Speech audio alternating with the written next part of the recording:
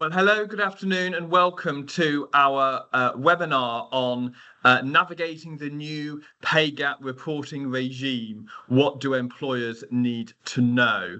I'm joined with my colleague Anthony Horrigan from Spktral, who is the absolute expert in this area. As an employment lawyer, I don't tend to get too involved in the technicalities of helping clients with pay gap reporting, hence why we have got the experts in today. I tend to get involved in the after effects of there being an identified issue that employees will wish to pursue as a result of such reports. So I'm delighted to be joined by Anthony today.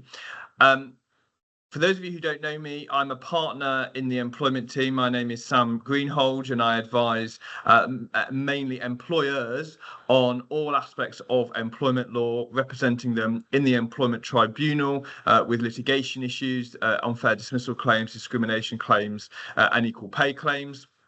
And I also lead our Shape and Excellence division, which is delivering client training on all aspects of HR process, practice, and procedure, as well as employment law. And we train boards, line managers, senior executive teams, etc., on all of aspects of employment law. Anthony, would you like to introduce yourself? Yes, thank you. Good afternoon, everyone. My name's Anthony Horrigan. I'm the CEO of Spktral. We actually started life just observing the initial reports that were coming out of UK PLCs. We had an app that kind of showed you who was the best, who was the worst in different sectors across the UK, how many days there were to go until the deadline, and all of that kind of stuff. Then we developed a piece of software where people would sign up, pay some money, get a template, upload the template, and get their kind of core metrics. So, pay gaps, bonus gaps, and the kind of distribution of men and women throughout their pay range. We very quickly realized when we were looking at the back end data that people didn't understand the actual core of the legislation. Strangely enough, because I don't think it was really written by employment lawyers. It most definitely didn't have a first pass over by statisticians.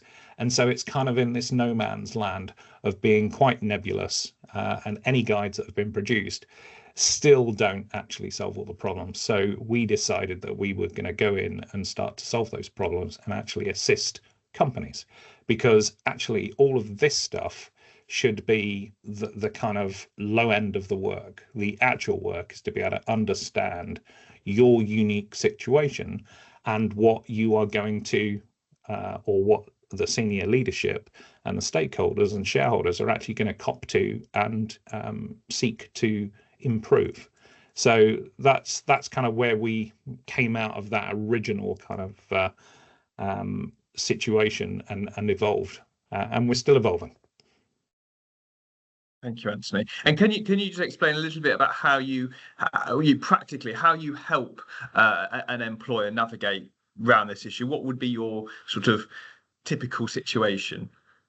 Good question. Yeah, so typically we are coming in via referrals from kind of pay and reward, payroll systems, other clients, etc., etc. And our usual kind of process is to come in and change this from either a team somewhere, and it usually gets pushed onto HR, a team that's seeking to understand either a bit more or actually have the process taken off of them.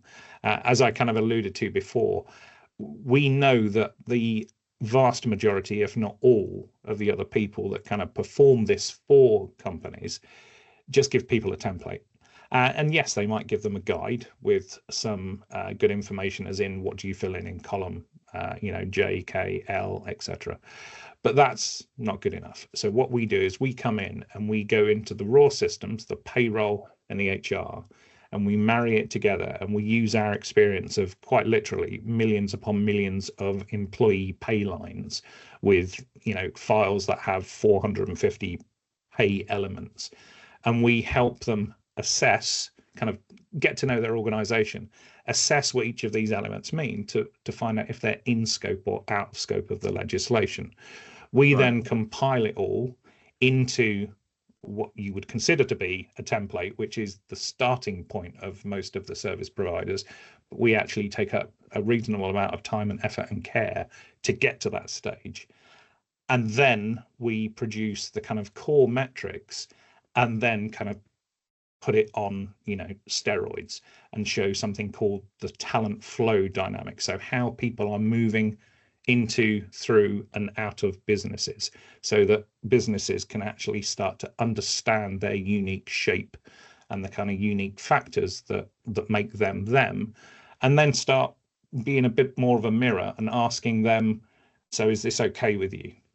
Is this something that's supported? Do you want this to change? We've noticed that people are dropping off at this particular stage and they're a particular kind of person. Are you happy with that? So we start to move into much more of a consultative kind of position.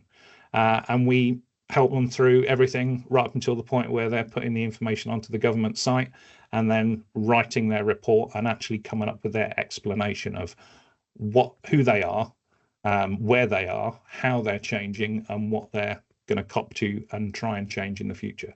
So basically the whole way through the process.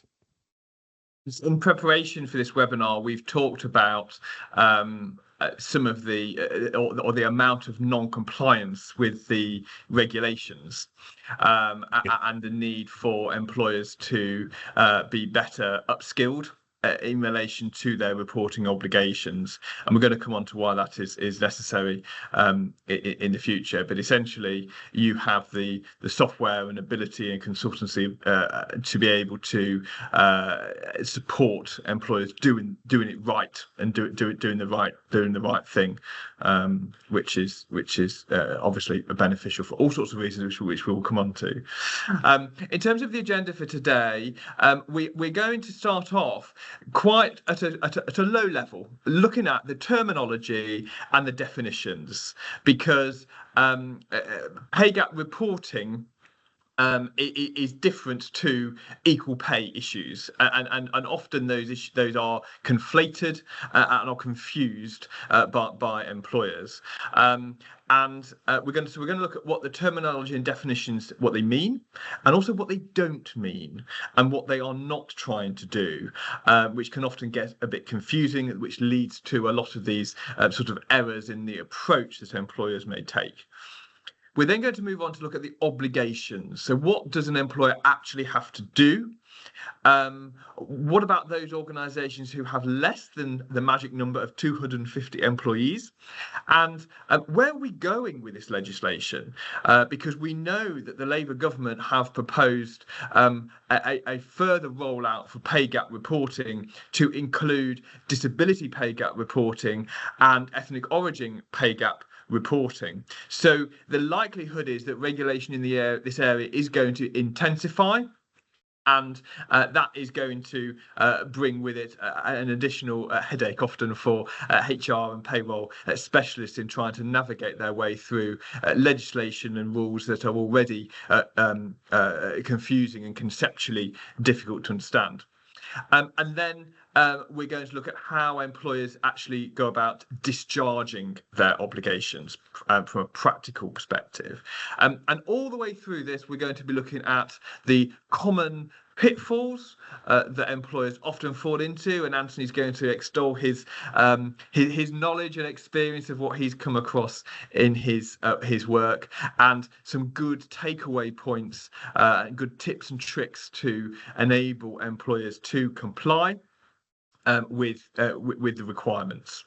So I'm going to ask Anthony now to take over and focus on the definitions and terminology. What does all this mean? Right. So again, I think we need to set a baseline. The problem we got in the UK is that, this has now been around for a fair number of years, but most of the exposure that people get is going to be via the media and the kind of core stuff that happens. So I would like to take it back to basics and just kind of maybe get people's grey matter firing and actually thinking about this in a slightly different way. So let's, from the get-go, the biggest conflation is with equal pay. So let's talk about equal pay. So for equal pay to happen, obviously, and Sam's the expert, but in my small lizard brain, for equal pay to happen, you've got a company. That company's made up of men and women, and we take two managers, one woman, one man, and to say that they're kind of equal in terms of what they do, we're looking at like work of an equal value, or work rated as equivalent. And obviously there are some very big cases at the moment that have actually progressed, and it's been proved that yes, that is like work, like some of the supermarkets, etc., and Birmingham City Council. So we know what that means. In this case, if we just take the two managers, and the only difference between performance, etc., the job they do, how difficult it is, the only difference is that the woman gets £40 an hour and the man gets 45. That's pretty simple. That's an equal pay issue that can be pursued in a employment tribunal. Now, pay gaps is something different. Pay gaps, the standard definition is it's the difference between the average man and the average woman. But again, people kind of don't conceptually get it too well. So let's take it back to basics. Let's consider the median pay gap. So let's look at the legislation, and basically what it says is, it quite literally reads like this. You get a piece of paper and you jot down all of the hourly rates of the men and women. And then what you do is you just separate that out into men and women, and you identify the middle people. Now, one of the biggest things, and Nigel Marriott, statistician extraordinaire, one of the biggest errors that people make is that they think it's the middle person in the range of pay. It's not. It's more of a physical thing. It's the actual middle person in a line of people that could either have different fruits, different animals, or hourly rates of pay. So you choose the person in the middle. By the way, the middle, if you've got an even number of people, you just take the two people around the middle, and you just need to get some kind of machine and squish them together and then chop them in half. So taking the average. So in this case, in this case, we're talking about the eighth man and the fourth woman. And then all we do is we compare them. We take the man's money away from the woman's money and divide it by the man's money, and we get 0.2. Woohoo. If we're going to be slightly more evolved, then we times that 0.2 by 100 and we get 20. And then we say that the median woman gets 20% less than the median man. A better way of saying it, and the way that's kind of prescribed to think about this, is that for every £1 paid to the median man, the median woman is paid 80 pence. Now, the salient words in there are man and woman. And so this is where we get the conflation. And it's a widespread misinformation. So because it's man and woman, all of a sudden, what doesn't help you is if you have organizations calling something Equal Pay Day. And guess what? It says Equal Pay Day, and then it says time to close the gender pay gap. So you've got both two entirely different things. And actually, Equal Pay Day in the UK is actually about the Gender Pay Gap Day. It's, even if you look at the pictures, a man sat on a big pile of money and a woman sat on a small pile of money. To me, to my brain, that's talking about equal pay. That is a man and a woman, and the man gets more. And it's not that. It's totally different. And then I think that the other biggest thing that leads me to believe that people don't understand what this is really about is the deeply disappointing gender pay gap has hardly changed. Now, if this was an equal pay thing, and we were going from a state of there being every company has got some kind of equal pay problem to eradicating it completely, then if that didn't move pretty sharpish, one, Sam would never get any sleep and he'd be a trillionaire, because Birketts would have so much business of so many tribunals. You know, it would just be a totally different situation. Now, equal pay issues do happen, they do exist, and we're seeing some of the output of that going through the courts at the moment. But gender pay gaps, it's not that. Actually, it shows something very different. It shows the representation of men and women throughout the pay range of an organization. So if you think about stopping thinking about it in terms of the mean and median pay gap, what it's saying is any average or median difference in an organization is going to be down to the fact that men and women are distributed in different ways. And this is something that's crept up since business began. If you think about a bank in the 1930s is very different from a bank in 2025. Back in the 1930s, it was more normal for a woman in a bank to be a receptionist or a secretary, or maybe a bank teller. If you go back further than that, then again, being a bank teller becomes even rarer than that. But it wasn't normal for a woman to be a senior banker. So it's the representation, the roles people pitch up to do. So think about it like that, and now you've kind of got a slightly different angle on it. This is about the roles that people are doing in organizations. Now think about something fundamental, which again is absolutely just glossed over with the headlines that kind of putting all of the accountability onto organizations. And that is this: equal pay issues start when two people are at an organization, and then the person bringing the claim realizes that they are getting paid less for doing the same role, a similar role, work of an equal value as to somebody, and the only difference between them is a protected characteristic. Whereas pay gaps actually start from birth. Your education, your parents, your friends, your intellect, how the choices that you actually make, and more importantly, the choices that you're kind of forced to make. All of this will affect what you pitch up at the door of your first company being. Are you pitching up as a security guard? Are you pitching up as the banker? Or are you pitching up as the kind of customer service assistant? So all of those actually mean that representation starts there, the job you pitch up at. And that's fundamental, and that's something that people miss.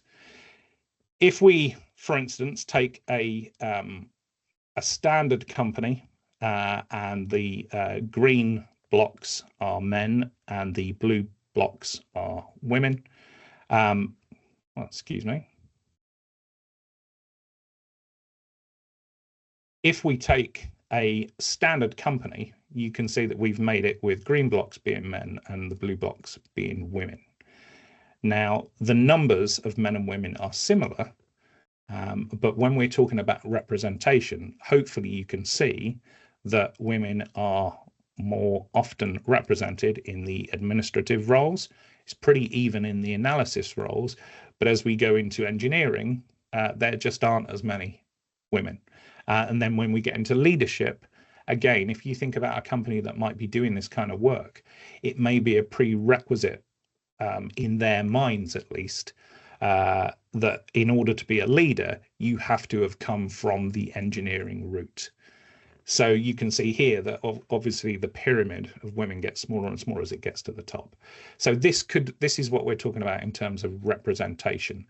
Now, the eagle-eye, keen people amongst you might spot that actually at each level, there are different amounts of pay.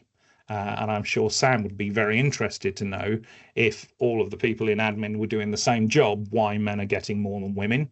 But conversely, why engineers, there's a female engineer getting a lot more than the male engineers if they're all doing the same kind of role. So again, even though we said at the very beginning that equal pay is entirely separate, in the round, you may find that there are elements of one or the other in the kind of mix, but it's important to really separate them out and consider these as different concepts that don't prove each other. So that's kind of a very quick run through of what we consider to be the baseline for actually, starting to do this work. Thanks, Anthony. So why do we care? And another way, what is in it for us? Well, there are three sort of distinct areas that I think we want to be talking about as an organisation. The first one is operational. Operationally, there is no essential teeth to the regulations as they currently stand at the moment. It is what I would call a paper tiger, but there could be future potential penalties. So if you misreport or you are wrong in your reporting, then there is not a lot that's going to happen in terms of any kind of public enforcement process. What it would do is open you up to employees reading your data, making some assertions or assumptions about your data, and then using that to pursue on an individual or on a collective basis some form of litigation. But on the whole, that those reports that are made, the state doesn't at the moment interfere as such with what you are putting down. However, there are other operational pressures, so it's not necessarily the case that we can say, oh well, we won't bother them because we're not going to be hurt by it by doing it wrong. And increasingly with ESG, responsible business on the rise in terms of quality accreditations for how organisations are operating, supply chain credentials becoming more and more important to organisations, there can be what is effectively business pressure to do the right thing, and if you don't do the right thing, you can't act or do business with that particular customer. You can't do work that is going to be funded by the public sector, because in the tender requirements, in the specification requirements under the contracts, there is a requirement to report and to do it properly, and if you don't, then they will you will potentially forfeit that contract or that piece of work, or being able to purchase those items off that supplier. There's also potentially increased regulation with the proposed introduction of equality and disability pay gap reporting, which is going to be focusing on ethnicity reporting in the main, and disability reporting. Now, we struggle to deal with men and women. How we then deal with the range of ethnicity that we may well have within our organisations is another question as to how on earth that is going to be drafted, and to the point that the obligations there are drafted, they could be actually pretty meaningless to what they are trying to achieve, which of course is yes, the reporting requirement, but conceptually it is to ensure fairness and a level playing field, which is a little bit artificial, as Anthony has alluded to.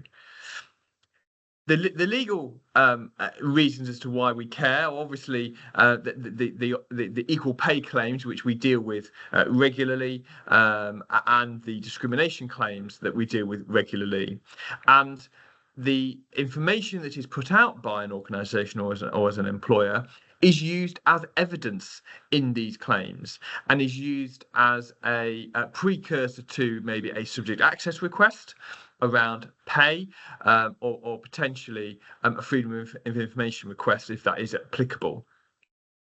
And then there is the final one, which actually, interestingly, is quite a powerful one, and that is the employee value proposition.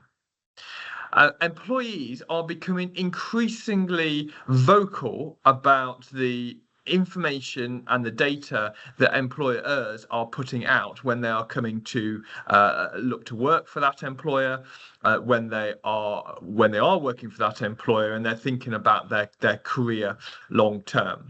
And so doing the right thing has a social, from a social perspective, has a significant advantage for employers in recruiting and retaining top talent.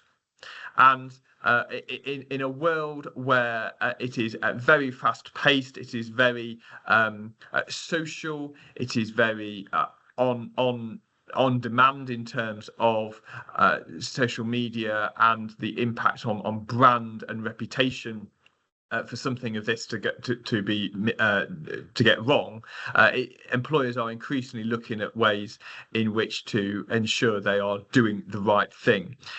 So, from a reputational management and a value proposition for current and future employees, this is why we should care.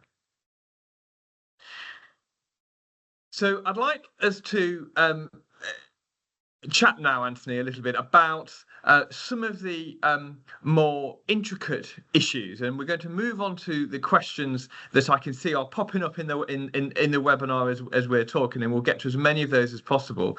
But I'd like to talk, Anthony, about some of the perhaps misconceptions, misunderstandings around pay gap reporting.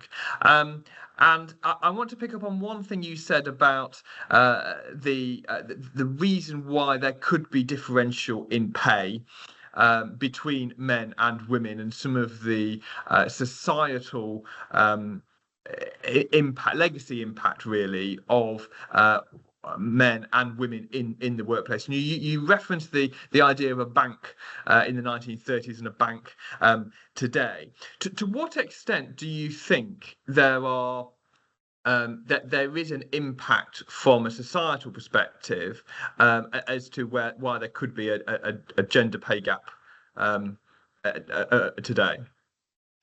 Yeah, well, I think the kind of effluent in the room is that the UK has a gender pay gap predominantly because of organisations like the NHS, where you've got a huge percentage of women, and because of the kind of base role that they are playing in the NHS, it is more common for a woman to be, and we're talking, in the millions here, it's more common for a woman to be a nurse. And most definitely the median woman in the NHS is going to be around some nurses level. Whereas when you look at men in the NHS, the median man is going to be probably not a nurse. So again, to probably the best example to really make this as kind of separated as possible is to look at an airline in the UK. So this is obviously where I spent 25 years of my life, flying aircraft. The people that were normally around me kind of changed between 1991 to kind of, getting into the kind of 2010, 2015. So, typically before it was all men, and then it gradually changed. But let's just take an airline, and we won't name them because, we don't need to, but a typical airline in the UK would have something like probably about 1,050 pilots. Out of those pilots, the majority would be men. So in my example, I think it was 996 male pilots and 36 female pilots. Now that tracks reasonably close with the British airline pilots kind of data that says out of the 30-something thousand pilots in the UK, around just under 3,000 are women with commercial pilots licenses. So it's kind of it's a little bit below, but it kind of tracks. So if we just took that and an airline was only pilots, then as long as there was a range of pilot experience through both the men and the women, then we'd find that the middle male pilot and the middle of female pilot would be, on the same money, so there wouldn't be a gender pay gap. Or if there was, it would be a minor one because maybe women have come to this later in the day in terms of, let's talk decades. So there'll be a little bit of lag in that system, and there might be a small gap. But airlines aren't just that. So the data example I'm thinking of is really, really clean because in the UK itself, the only employees in this particular company are either cabin crew or pilots. So now we've got our 996 male pilots, our 36 female pilots, but now add on to that about 1,200 cabin crew. And out of those 1,200 cabin crew, 800 are women.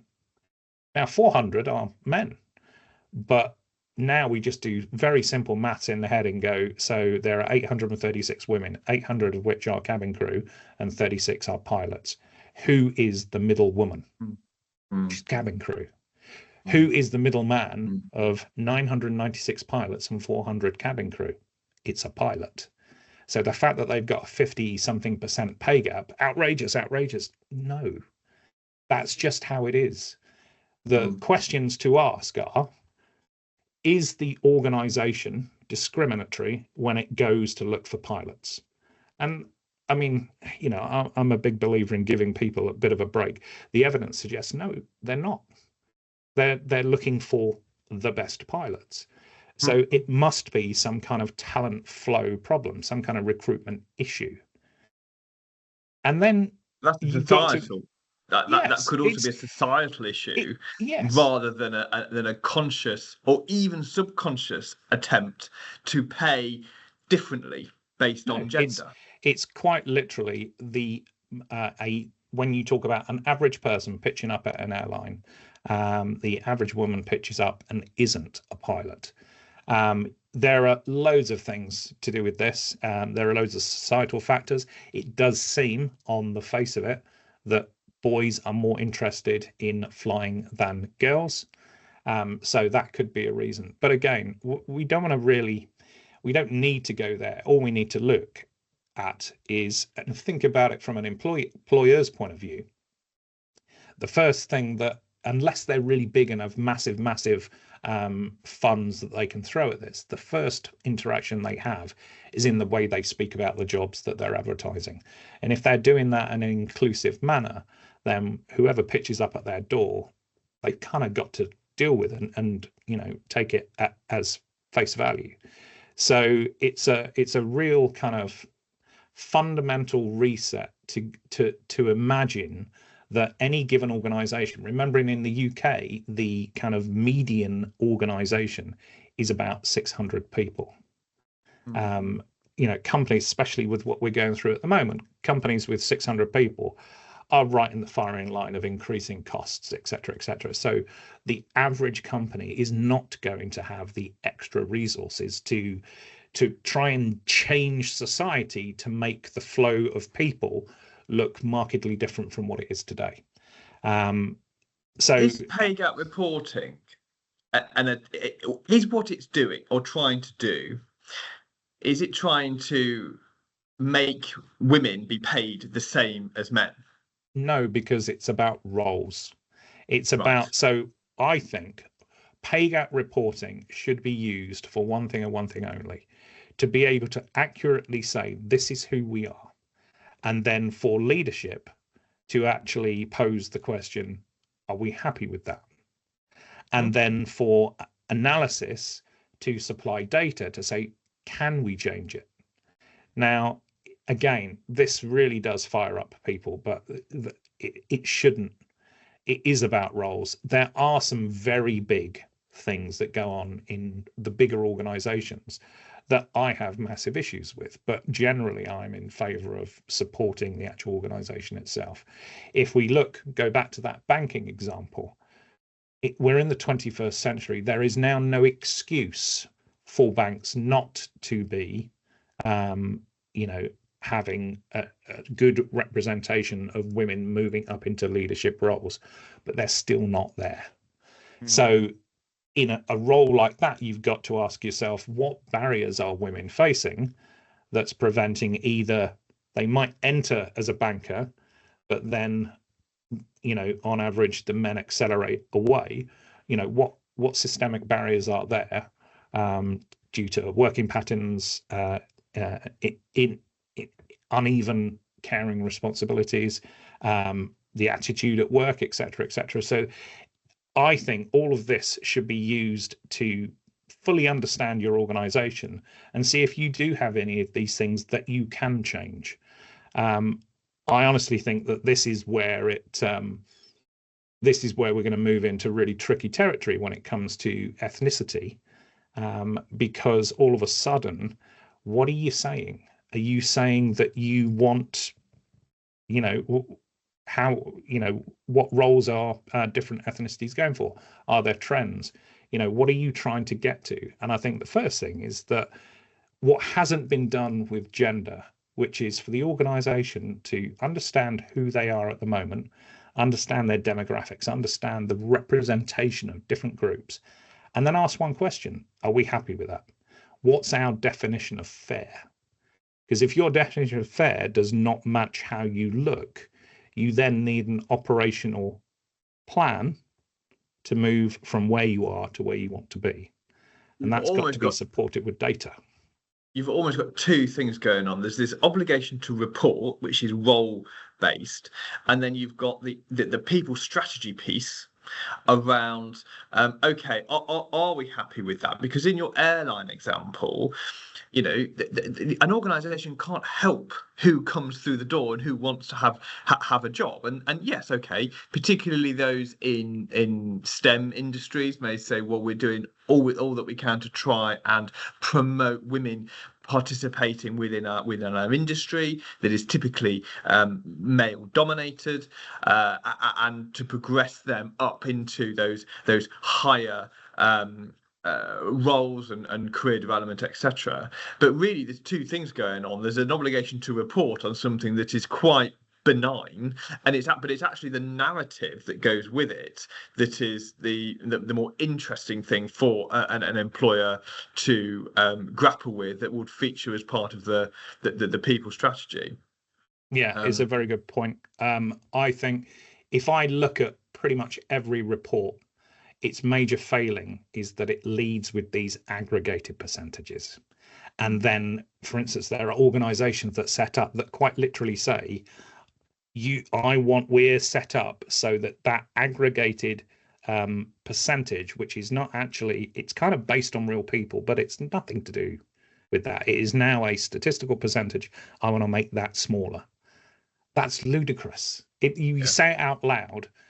Our aim is to make that mathematical number smaller, versus our aim is to understand who we are today, understand the challenges that we have in the way that we attract people, understand how we include people or not, and understand how we progress people or not, and then decide whether we're happy with that or if we want to change one or more aspects of that and move towards over there where we've got a vision of how we're going to look in the future. Very, very different from, I'm disappointed to say that our median pay gap has got worse by 3% this year, or even worse. When you look at a lot of organizations, we're pleased to say it's improved by 3%. And then you look at their trend over the last 5 years and it's just sawtoothing. Not because they're doing anything wrong, just because they're in an industry which is, it just happens. So again, I think the perfect reports that I've ever seen, the actual statistics that are required of the gender pay gap reporting legislation, they're in an appendix at the back. And actually what the company does, it starts by saying, this is who we are. And then it uses data in a way to support it. One interesting thing you were saying there in the example is there are some little things in statistics that really don't help. For instance, if you in STEM, if you are finding, say, female coders, senior IT people, guess what? There's such a limited number versus the amount of men that are out there that every company can't win, because there aren't enough of these amazing women to go around. So actually, women might be headhunted and leave your organization. If you've got a low number of, say if you've got a 50-50 company in STEM, but it's more common for the man to be in the kind of the STEM roles within that company. And then on the female side, you've got a core of females that are in traditional kind of roles and a small number of STEM, very high paid women. One of those women leaving can have a really big effect on those aggregated percentages. And then you're going, how are we going to do this? And it can tell such a different story. Yeah, so it's about actually stepping back from that and looking at the story, which is we find it difficult to attract. And also the big one there is if you're not retaining people, you're either doing a really good job of preparing people for their next higher paid role, or they are coming into that role thinking, hey, this is going to be great, and discovering things that make them want to leave. So again, understanding that data so that you can actually ask the question, are we fair? Have we got anything that's hidden? So I see the kind of reporting aspect as more of a catalyst to looking at the business as a whole. And I don't, the only part of that legislation that actually rings true are the, and this is a lovely little thing, the pay, what generally people call the pay quartiles, which is incorrect. The only place the word quartile exists now is actually in the original legislative instrument, or statutory instrument. Everywhere else on the government site, in the guides, it's all pay quarter. The difference is nuanced, but it's a fundamental say what you mean point, which is if you have a meter of pizza, like you get in Italy, I'm getting hungry now, lunchtime. If you get a meter of pizza, the quartiles are the cuts, cutting it in half and then cutting each of those halves in half. You're not concerned about the pizza. You're concerned about where the cut is. That's what a quartile is. Whereas the quarters are the pieces of pizza. How many bits of pepperoni you got versus how many peppers. That's the men and women, or the white people and the non-white people. So actually, all of the misunderstanding of this can be traced back to certain kind of words and phrases. And then you see it in the reports that misinformation turns into assertions, excuse me, that people make. And assertions are really bad. Once you start making assertions, you can make bad decisions. I think there's some really good takeaway stuff there. Particularly, there's a lot of HR people on the call. A lot of those people are influencing, obviously, the people strategy for the organisation. And your point I really liked about actually lead with the narrative, not the data. Have the data is obviously a requirement to report on, but that can sit within be embedded within the narrative and know where you're going. That'll help your employee value proposition. That'll help your arguments around equal pay claims, discrimination arguments, as well. I'm conscious of that there's lots of questions coming in, which I've been sort of thinking and grouping together, because there's some techie questions that I think it would be really good if we could cover, Anthony. Let's fire them off. And one of these questions lead on actually from your analysis of the airline industry. So very often we find, and there is what's known as judicial notice taken of the fact that more women are likely to be in part-time jobs than men. So how do you count the number of employees? Do you have to include part-timers as well? If there's a job share, do you lump that together as one role? How do you deal with part-time employees? Good question. So there's how you deal with them and the effect they have. Two very, very different things. Okay. So the legislation, if you think about it, it really did start from a noble place, as it were. It's looking at men and women. So each person has to be taken as them as a whole. If two people job share, then that is two people. So those two women are counted. Now, a naive person that hasn't seen the thousands or millions of lines of data would say, well, if you've got a man there and he's working full time and he gets 50 grand, then if a woman works half of those hours, she gets 25 grand. The legislation, when it comes to, and you can't believe this, when it comes to the pay side of it only, not the bonus side, but the pay side of it, it will turn that into an hourly rate. So in that example, if a man got 50 grand and did full time and a woman got 25 grand and did half time, they would both come out at the same hourly rate. However, there are two big things here. First on pay, then on bonuses. So on the pay side of it, we know that that is not the case. We know that part-time roles are not valued as much as full-time roles, which is a mistake. That really is a kind of legacy thing.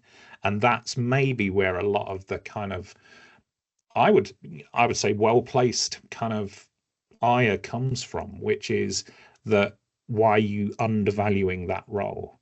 And it is, if the role's worth doing, it doesn't matter if two people are doing it. If the two people that equal full time actually do that role well, or the person that's doing that part-time role, the outcomes are being met, then that needs to be rewarded.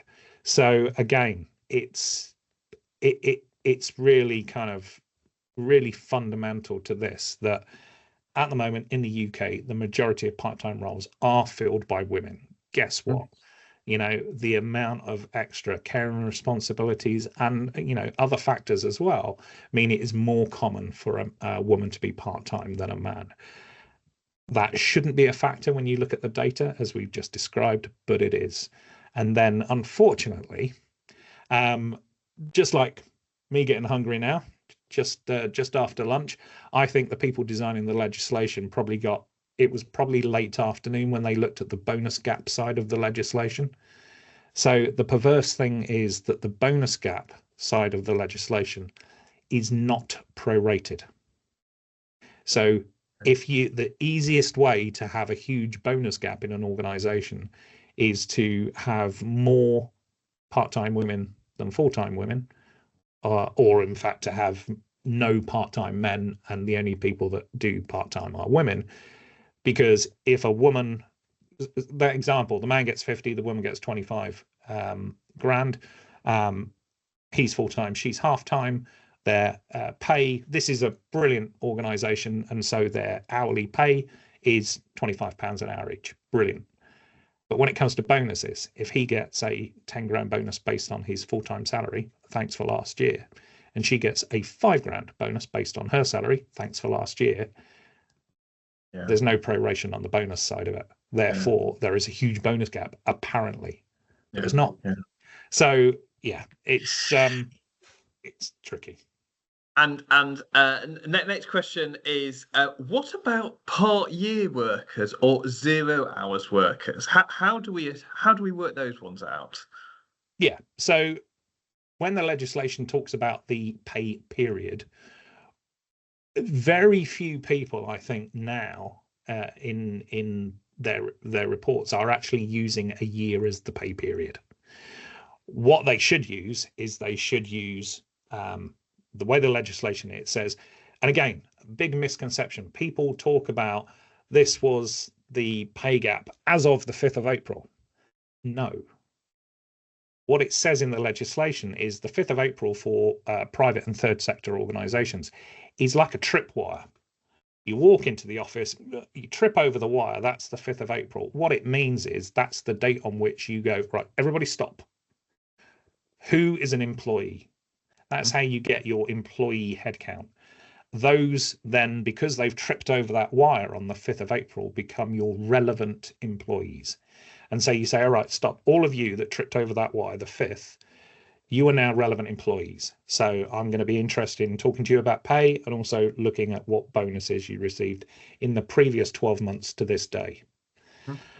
Then you go relevant pay period. So what you do is you go, what pay period were you paid for that included the 5th of April?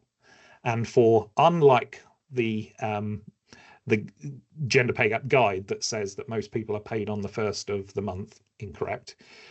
You're looking for the pay period that covers the 5th. If you work weeks, then it'll be as it was in 2024. The 1st of April was a Monday. Don't ask me why I know that. 1st to the 5th includes the 5th. You look at that week of pay. For your monthly paid people, then you pay them from, say, the 1st to the 30th of April. You roughly pay them around the 28th, 29th of the month, but that pay includes pay for the 5th of April. So that's how you work out the pay. The interesting point that you've kind of alluded to there is there is nowhere explicitly in the legislation that says, how do we act on somebody who left the organisation on the 15th of April? Well, it's pretty simple if you read the legislation and assert from that the intent that their pay period is not a month. Their pay period is the business days that they worked from the start of the month to when they left that covers the 5th of April.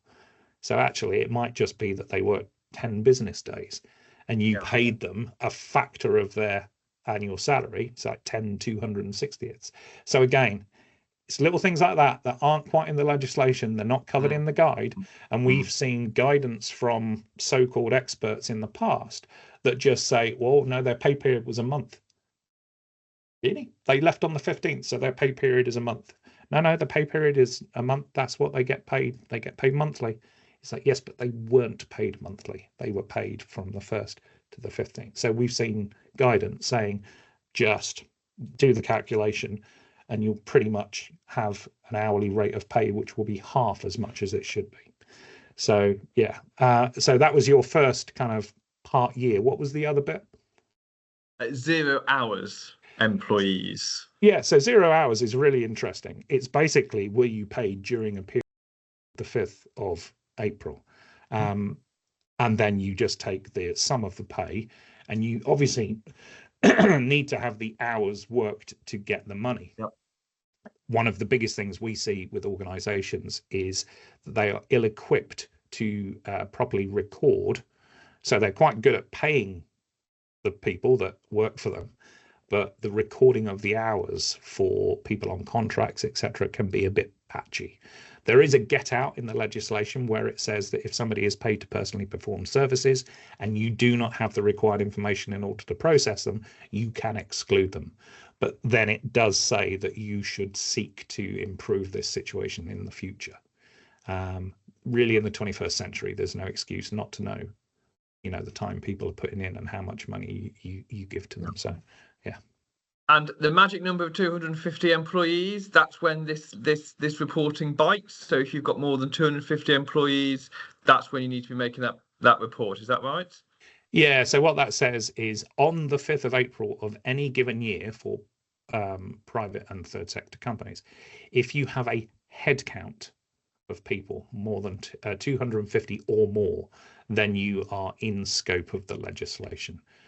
So we do see some people make the errors where they go, we've got full-time, full-time employees. It's like full-time is not mentioned anywhere in the legislation. If you're talking about full pay, then that's further down. This is about the headcount that you've got. And obviously for a law firm, that's an interesting thing, because when it says your headcount, then it talks about who is an employee. And I think it's you'll know it better than me, but I think it's the extended definition of employee under the Equality Act, which involves workers, people paid to personally perform services. So you wouldn't count your equity partners in your head count.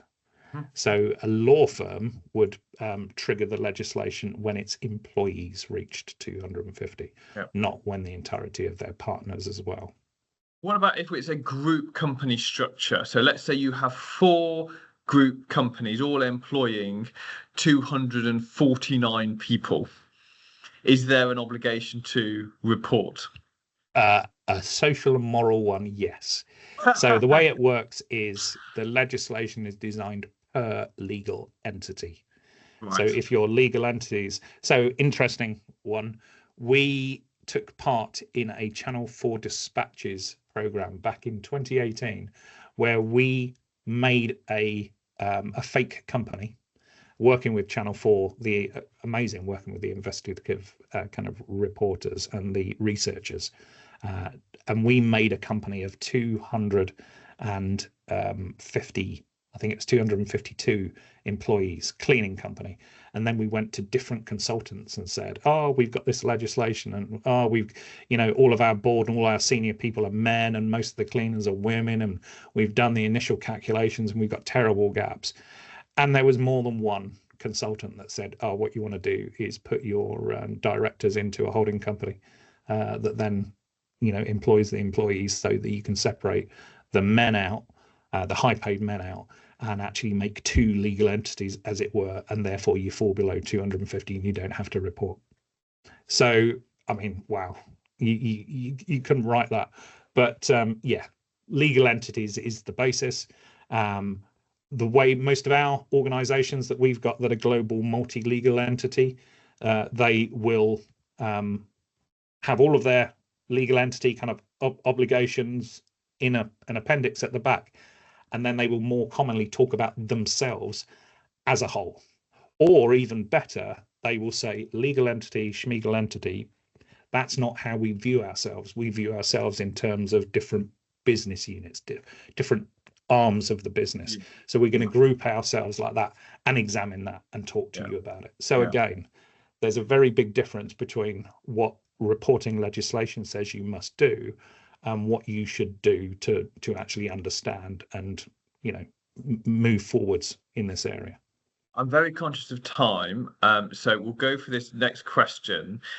What about periods of family leave? How would that, which obviously disproportionately impacts women who are taking periods of family leave, how do you deal with that? Yeah, well, it's really simple. The legislation says that, remember we said we've got our head count, relevant employees, or all the employees that are employed on the 5th of April, they're relevant employees. That is all the stuff to do with you'll now be measured for your bonus. If you want to be measured for pay, you need to move past this part and you need to ask the question, did you receive your normal week's pay, 1/12, your monthly pay? Did you receive your normal pay, or was it reduced or zeroed due to a leave reason? And when we say leave reason, we're talking annual leave, but you get paid for annual leave.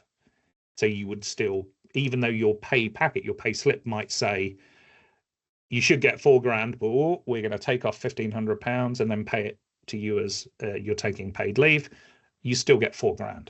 If you got £3,959 or £3,999 and your pay was reduced due to a reason of leave, you are out of the pay gap side of the report. It's a real fundamental point. So for operationally, we may see, say, a woman moving from initially being on maternity leave. If she's been at the company for a fair amount of time, then she'll get enhanced money and it will keep her at 100% of her money. And at some point, she will then fall off of the 100%, go into 90%, 75%, and then eventually end up just on statutory maternity. And then if she stays on maternity leave, then obviously no pay. So it's the point where the pay reduces from 1/12 of her monthly. That's the point at which you are no longer a full pay relevant employee and you are taken out of the pay side of the report. And one more one I was going to sneak in. What happens if you're running multiple payrolls within one limited company? Moo ha ha ha. That's our speciality. So we have, I think the biggest one is a company that barely makes 1,000 people, and we've got 13 payrolls. Right. And if they join this, then I feel your pain. Yeah, it's not based on the payroll, and it becomes a quite a logistical issue, because at the end of the day, it's about the people, not about the payrolls. So you've got to get all of that information and blend it together so that you can hand on heart or hand on legislative document say that, see Jane over there, I know exactly what she gets paid per hour using the multiple payrolls. A word of warning for organizations that are thinking of using their payroll systems to, oh yeah, I had a call with our rep and they said that they've got a module that can do this. We have seen some exceptionally huge, well-known payroll systems that will actually kick people out of being in scope because they have more than one role, because they are getting paid for doing their main job, but also getting another job, which is, say, being a guardian for children that are working, working with the organization or something. Once you trigger exceptions like that in the payroll systems, it stops you from being measured altogether, which is really scary. Presumably, if you've got a limited company with 300 staff with multiple payrolls, you're going to fall into scope for reporting. Yeah, it's the legal entity, which is the 250 trigger, not payrolls. Payrolls the mechanism. And finally, public sector employers, are they caught with this? Oh, yes. So a couple of changes. Their kind of tripwire is on the 31st of March. It makes it a lot easier because 31st of March, if you're talking about monthly paid people, then it's the payroll month of March. You don't have any problems with leavers and joiners, because if you leave before the 31st of March, you're not in scope. If you join on the 31st of March, you're not, it's a little bit more tricky, but apart from that, it cuts down a lot of the stuff because it's right at the end of the month. Again, you've got to ask the reason why April was chosen in the first place and why specifically the 5th of April. Yeah. Because it's the financial year. Yes. People maybe assume that people are going to take an annual view of this, but yeah. Thank you very much. I think we've run out of time. In fact, I think we've gone a little bit slightly over, but that was a very interesting chat and discussion, debunking some of the myths around pay gap reporting and covering the obligations as well. If we haven't been able to answer your question, I do apologise. I asked Anthony the questions that were coming up sort of thematically through the function today. There is the option that you'll get Anthony's details in the follow-up comms to today, so you'd be able to reach out and speak to him directly about that. And as a last point to make, we have our employment app, the Birketts Employment app, that's free to download from Apple Store or Google Play. And as we get developments on pay gap reporting, these will be published on the app, and we'll send out notifications through the app and through all of our usual channels as well. So I would just like to say thank you ever so much to you all for joining today, and thank you ever so much to Anthony, who has proved that gender pay gap reporting is quite complex, is quite tricky, often misunderstood, often get it wrong. Our employers often get it wrong, but he is the beacon of light that is shining to make it all a lot clearer for everybody. So thank you, Anthony. It's very very good to join forces with you on this project, and I wish you all a good day. Thank you very much. Thank you.